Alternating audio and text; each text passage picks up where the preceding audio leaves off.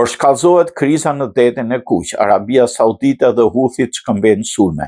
Tensionet në detin e Kuq kanë përshkallëzuar pas shkëmbimit të sulmeve ndaj Arabisë Saudite dhe rebelëve Huthi në Yemen. Forcat saudite kryen sulme ajrore ndaj objektiveve të Huthit në qytetin portial Hodeida në ishullin Karaman, pasi grupi rebel njoftoi një blokadë detare dhe sulme ndaj anijeve saudite. Pak orë më vonë, autoritetet saudite aktivizuan alarmet emergjencës në provincën Jizan, ndërsa Huthit morën përgjegjësinë për një sulm me raketa ndaj qytetit. Sipas mediave të lidhura me grupin Ansarullah, sulmi shkaktoi edhe zjarre në zonë. Një vendim tjetër, Komanda Qendrore e Shtetit Bashkuar njoftoi se forcat amerikane goditën dhe nxorën jashtë funksionit një cisternë në gjirin Omanit, pasi ekipazhi dyshohet se kishte tentuar të shmangte blokadën amerikane.